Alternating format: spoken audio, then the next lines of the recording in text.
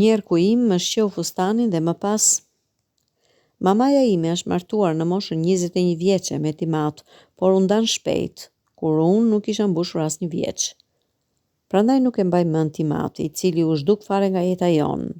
Pas një viti, ajo u lidh me një burr tjetër me të cilin bëri një vajzë tjetër, Edën, por as lidhja me të nuk funksionoi dhe ai iku njësoj si Mat. Nëna ime nuk na fliste as për njërin as për tjetrin, sigurisht, sepse nuk ishte kujtime të mira prej asnjërit nga ata të dy. Dinim vetëm emrat e tyre dhe ndonjë gjë tjetër. Për babain e Edës thoshte se ishte një dashuri e momentit dhe nuk donte të dinte më për të. Në fakt nuk kishte asnjë kujtim prej tij, as letra, as fotografi. Për Timin kishte 1-2-3 foto dhe fliste pak më shumë, por thoshte se ishte një njeri i papërgjegjshëm, egoist, që s'donte t'ja dinte për askënd. Unë kur nuk kisha menduar shumë për Timat dhe nuk kisha kuriozitet ta njihja, por motra ime, po kështu që filloi ta kërkonte kur u rit. Lidhja me TMM kishte qenë gjithmonë pak e vështirë. Ajo ishte nevrike dhe binte shpesh në depresion. Na thoshte të dyjave se nëse nuk do të na kishte lindur, ne tani nuk do t'i duhej të punonte gjithë ditën e ditës për të na mbajtur dhe nëse baballarët tanë do të ishin sjell ashtu siç duhej, ajo nuk do të sakrifikonte jetën e saj si tani.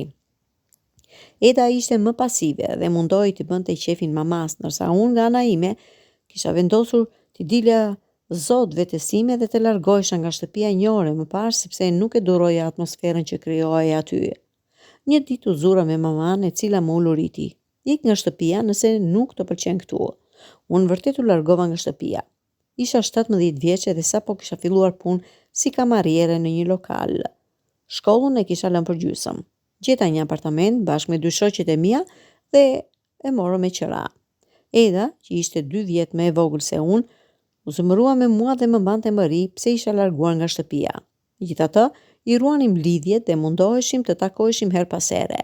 Në një nga këto takime, ajo më rrafeu se kishte nisur të kërkonte të atin. Kërkimet ecnin ngadalë dhe mua më dukej se nuk e kishte marrë shumë seriozisht këtë punë. Nganjëherë bile mendoja se e bënte për inat mamas, e cila nuk donte më të dëgjonte për baballarët tanë dhe nuk donte që edhe ne t'i kërkonim.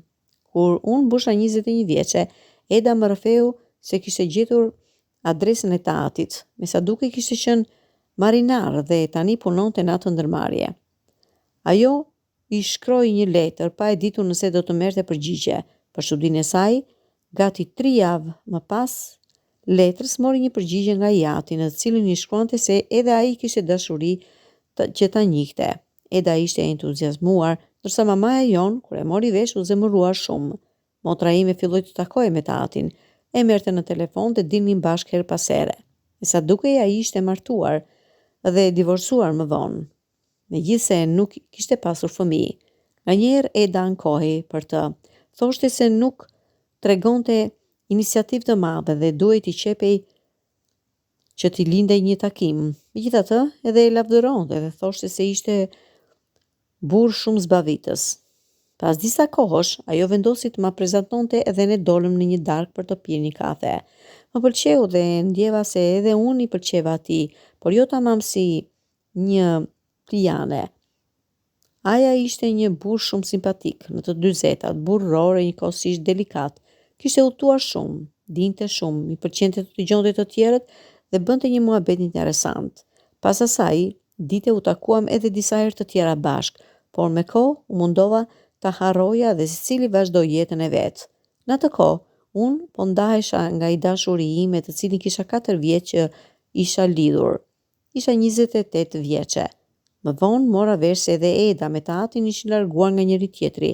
Me sa dukej, risia e takimit babë-vajzë kishin humbur atë kuriozitetin e fillimit dhe ata s'kishin që tregonin më, kështu që shiheshin vetëm me raste të rralla. Një ditë mora një telefonat nga Aja. Më kërkoi të shiheshim dhe gjatë takimit u tregua shumë i dashur, korrekt dhe i sjellshëm. U takuam dhe herë të tjera dhe u ndjeva se të dy po i futeshim një rrugë pa krye. Megjithatë, kurioziteti nuk më linte të largohesha. Ai më tregonte për jetën e tij, gjërat interesante që dinte, më trajtonte me shumë delikatesë dhe butësi, por nuk guxonte të bënte hapin e parë. I kisha treguar për këtë edhe shoqes time të ngushtë, e cila më qortoi. Megjithatë, mua më të rriqte shumë Aja. Shikimet, bisedat me të, pjekuria dhe ëmbëlsia e tij. Asnjëherë nuk isha njohur një burr të tillë, me që lidhjet e mëparshme i kisha pasur me djemt të moshës sime, pak të papjekur dhe fëminor. Një ditë ai më ftoi për darkë dhe unë shkova. Aja më rrëfeu shumë gjëra për jetën e tij, në të cilën sigurisht bënte pjesë edhe i më. Takimet tona vazhduan dhe e ndjeja se Aja më pëlqente çdo ditë më shumë. Një ditë ndodhi ajo që pritej.